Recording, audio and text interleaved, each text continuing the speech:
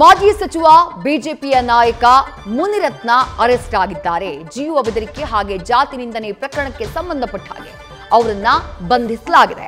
ಕೆಲವೇ ಕ್ಷಣಗಳ ಹಿಂದೆ ನ್ಯೂಸ್ ಫಸ್ಟ್ ಜೊತೆ ಮಾತನಾಡಿದಂತಹ ಮುನಿರತ್ನ ನೇರವಾಗಿ ಇದು ಕಂಪ್ಲೀಟ್ ಆಗಿ ರಾಜಕೀಯ ಪ್ರೇರಿತ ದೂರುಗಳು ಅನ್ನುವಂಥ ಆರೋಪವನ್ನ ಮಾಡಿದ್ರು. ಯಾರು ದೂರನ್ನ ಕೊಟ್ಟಿದ್ದಾರೋ ಅದರಲ್ಲೂ ಪ್ರಮುಖವಾಗಿ ಚೆಲುವರಾಜು ಪ್ರಮುಖ ದೂರುದಾರ. ಆತನ ಹಿಂದೆ ಮಾಜಿ ಸಂಸದರಾಗಿರುವಂತಹ ಡಿಕೆ ಸುರೇಶ್ ಅವರಿದ್ದಾರೆ. ಅಂದ್ರೆ ಈ ರಾಜ್ಯದ ಡಿಸಿಎಂ ಡಿಕೆ ಶಿವಕುಮಾರ್ ಅವರ ಸಹೋದರ ಡಿಕೆ ಸುರೇಶ್ ಇದ್ದಾರೆ ಅನ್ನುವಂತಹ ನೇರ ಆರೋಪವನ್ನ ಮುನಿರತ್ನ ಅವರು ಮಾಡಿದ್ರು. ಹಾಗ ಆರೋಪವನ್ನ ಮಾಡಿ 30 ನಿಮಿಷಗಳ ಒಳಗಾಗಿ ಕೋಲಾರ ಜಿಲ್ಲೆಯ ಮುಳಬಾಗಿಲು ತಾಲೂಕಿನ ನಂಗಲಿ ಬಳಿ ಮಾಜಿ ಸಚಿವ ಮುನಿರತ್ನ ಅವರನ್ನ ಅರೆಸ್ಟ್ ಮಾಡುವಂತಹ ಕೆಲಸವನ್ನ ಪೊಲೀಸರು ಮಾಡಿದ್ದಾರೆ. 2 ಫೋಟೋ ಲಭ್ಯ ಆಗಿದೆ ನ್ಯೂಸ್ ಫಸ್ಟ್ಗೆ. ಆ 2 ಫೋಟೋಗಳನ್ನ ನೀವು ಗಮನಿಸ್ತಾ ಇದ್ದೀರಿ. ನಂಗಲಿ ಬಳಿ ಮುನಿರತ್ನ ಅವರ ಕಾರನ್ನ ಅಡ್ಡ ಹಾಕಿದಂತಹ ಸಂದರ್ಭ. ಆ ಫೋಟೋನ ಫುಲ್ ಫ್ರೇಮ್ ಅಲ್ಲಿ ನೋಡೋಣ. ಹೊಸದಾಗಿ ಸಿಕ್ಕಂತಹ ಫೋಟೋ ನ್ಯೂಸ್ ಫಸ್ಟ್ಗೆ ಲಭ್ಯವಾಗಿರುವಂತಹ ಎಕ್ಸ್ಕ್ಲೂಸಿವ್ ಫೋಟೋನ ನೀವು ಗಮನಿಸ್ತಾ ಇದ್ದೀರಿ. ಅಲ್ಲಿ ಬಹಳ ಸ್ಪಷ್ಟವಾಗಿ ನಾವು ಕಾಣಬಹುದು ಮುಂಭಾಗದಲ್ಲಿ ಮುನಿರತ್ನ ಅವರ ಕಾರಿದೆ.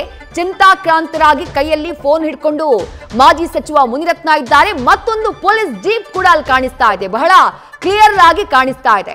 ಇದು ಆಕ್ಚುಯಲ್ ಸ್ಪಾಟ್ ಕೋಲಾರ ಜಿಲ್ಲೆಯ ಮುಳಬಾಗಿಲು ತಾಲೂಕಿನ ನಂಗಲಿ ಅನ್ನುವಂತಹ ಪ್ರದೇಶ. ಆಂಧ್ರ ಪ್ರದೇಶದ ಚಿತ್ತೂರಿನ ಕಡೆಗೆ ಮುನಿರತ್ನ ಅವರು ಪ್ರಯಾಣ ಮಾಡ್ತಾ ಇದ್ದಂತಹ ಸಂದರ್ಭದಲ್ಲಿ ಅವರ ಕಾರನ್ನ ಅಡ್ಡ ಹಾಕ್ತಾರೆ ಪೊಲೀಸರು. ಆ ಪೊಲೀಸ್ ಜೀಪ್ ಅನ್ನ ನೀವು ಗಮನಿಸ್ತಾ ಇದ್ದೀರಿ. ಅವರನ್ನ ಅರೆಸ್ಟ್ ಮಾಡ್ತಾ ಇರುವಂತಹ ವಿಚಾರವನ್ನ ತಿಳಿಸ್ತಾರೆ. ಸಹಜವಾಗಿ ಮಾಜಿ ಸಚಿವ ಮುನಿರತ್ನ ಚಿಂತಾಕ್ರಾಂತರಾಗಿದ್ದಾರೆ. ಕೈನಲ್ಲಿ ಫೋನ್ ಇದೆ. ತಮಗೆ ತಿಳಿದಿರುವವರಿಗೆ ಆ ಸಂದರ್ಭದಲ್ಲಿ ಫೋನ್ ಅನ್ನ ಮುನಿರತ್ನ ಅವರು ಮಾಡಿರಬಹುದು. ಆ ನಂತರದಲ್ಲಿ ಅವರನ್ನ ಅರೆಸ್ಟ್ ಮಾಡಲಾಗಿದೆ. ಈಗ ಅವರನ್ನ ಅರೆಸ್ಟ್ ಮಾಡಿ ನೇರವಾಗಿ ಬೆಂಗಳೂರಿನತ್ತ ಕರ್ಕೊಂಡು ಬರಲಾಗ್ತಾ ಇದೆ. ಆ 2 ಎಕ್ಸ್ಕ್ಲೂಸಿವ್ ಫೋಟೋಗಳನ್ನ ನ್ಯೂಸ್ ಫಸ್ಟ್ಗೆ ಲಭ್ಯವಾಗಿರುವಂತಹ ಎಕ್ಸ್ಕ್ಲೂಸಿವ್ ಫೋಟೋನ ನೀವು ನೋಡ್ತಾ ಇದ್ದೀರಿ. ಮುನಿರತ್ನ ಅವರು ತಮ್ಮ ಕಾರ್ನ ಮುಂಭಾಗದಲ್ಲಿ ನಿಂತಿರುವಂತಹ ಫೋಟೋ. ಮತ್ತೊಂದು ಫೋಟೋದಲ್ಲಿ ಆ ಪೊಲೀಸ್ ಜೀಪ್ ಕಾಣಿಸ್ತಾ ಇದೆ.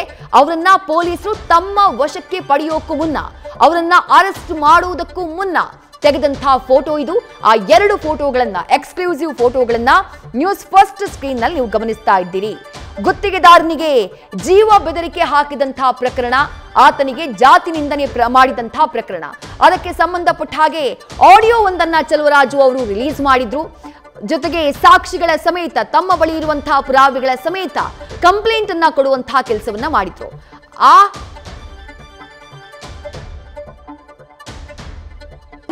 ಸುಭಾಷ್ ಈ ಆಡಿಯೋ ರಿಲೀಸ್ ಮಾಡಿದಂತಹ ಪ್ರಕರಣ ಏನಿದೆ ಅದರ ಬಗ್ಗೆ ಹೆಚ್ಚಿನ ಡೀಟೇಲ್ಸ್ ನಮಗೆ ನೀಡ್ತಾ ಹೋಗ್ತಾರೆ ಸುಭಾಷ್ ಸರ್. ನಮಸ್ಕಾರ ಸುಭಾಷ್ ಸರ್, ನನ್ನ ಧ್ವನಿ ಕೇಳಿಸ್ತಾ ಇದೆಯಾ? ಮೇಡಮ್, ನಿಮ್ ಧ್ವನಿ ಕೇಳಿಸ್ತಾ ಇದೆ ಸರ್. ಮುನಿರತ್ನ ಅವರ ಬಂಧನ ಆಗಿದೆ ಸರ್, ನಿಮ್ಮ ಮೊದಲ ರಿಯಾಕ್ಷನ್ ಸರ್? ಇದು ಜಯ, ಚೆಲುವರಾಜ್ಗೆ ಸಿಕ್ಕಿರೋ ಮೊದಲನೇ ಜಯ ಇದು. ಯಾರು ಅನ್ಯಾಯಕ್ಕೆ ಒಳಗಾಗಿದ್ದ ಆ ವ್ಯಕ್ತಿ ಅವ್ರ ಹೆಂಡತಿನ ಕರೆದಿ ನನ್ನ ಪಕ್ಕದಲ್ಲಿ ಮಲಗಿಸು, ನಿನ್ನ ಹೆಂಡತಿ ಫೋಟೋ ತೋರಿಸೊಂದು ಇಷ್ಟು ತುಚ್ಛವಾಗಿ ಮಾತಾಡಿದ್ದ ಮುನಿರತ್ನನಿಗೆ ಯಾರು ದುರಾಂಕಾರದಲ್ಲಿ ಮೆರೀತಾರೆ, ಅಧಿಕಾರದ ಅಮಲಲ್ಲಿ ಯಾರು ಮೆರೀತಾರೆ ಅವ್ರಿಗೆ ಸಿಕ್ಕಂತ ಒಂದು ಪಾಠ ಇದು ಇವತ್ತು. ಬಟ್ ಚೆಲುವರಾಜ್ ಅವರು ಮಾತನಾಡೋದಕ್ಕೂ ಮುಂಚೆ ಖುದ್ದು ಮುನಿರತ್ನ ಅವರು ನ್ಯೂಸ್ ಫಸ್ಟ್ ಜೊತೆ ಮಾತನಾಡಿದ್ರು. ಸುಭಾಷ್ ಅವರೇ, ಮಾತನಾಡುವಂತಹ ಸಂದರ್ಭದಲ್ಲಿ ನೇರವಾಗಿ ಈ ಪ್ರಕರಣದ ಹಿಂದೆ ಅಥವಾ ಚೆಲುವರಾಜು ಅವರ ಹಿಂದೆ ಅವರನ್ನ ಹೆದರಿಸಿ ಬೆದರಿಸಿ ಕಂಪ್ಲೇಂಟ್ ಕೊಡಲಾಗಿದೆ, ಅದು ಕೂಡ ಮಾಜಿ ಸಂಸದರಾಗಿರುವಂತಹ ಡಿಕೆ ಸುರೇಶ್ ಈ ಕೆಲಸ ಮಾಡಿದ್ದಾರೆ ಅನ್ನುವಂತ ಆರೋಪ ಮಾಡಿದ್ರು ಸರ್. ಡಿಕೆ ಸುರೇಶ್ ಅವರು ಎದುರಿಸಿ ಬೆದರಿಸಿ ಕಂಪ್ಲೇಂಟ್ ಕೊಟ್ಟಿಲ್ಲ. ಮುನಿರತ್ನ ನಾಯ್ಡು ಏನಿದ್ದಾನೆ ಆ ವ್ಯಕ್ತಿ ಎದುರಿಸಿ ಬೆದರಿಸಿ 36 ಲಕ್ಷ ಕೊಡು ಅಂತ ಕೇಳ್ತಾ ಇದ್ದ. ಅದರಿಂದ ಆ ವ್ಯಕ್ತಿ ನೊಂದಿದ್ದ. ಅವನು ಸಾಯ್ಬೇಕು ಅಂತ ಸಹ ಡಿಸೈಡ್ ಮಾಡಿದ್ದ. ಅವನ್ನ ತಳಿಸ್ಬೇಕು ಅಂತಾನೆ ಮನೆಗೆ ಕರೆಸ್ಕೊಂಡಿದ್ದಾರೆ ಒಂದು ಅಧಿಕಾರಿಗಳ ಮೀಟಿಂಗ್ ಅಂತ ಹೇಳಿ.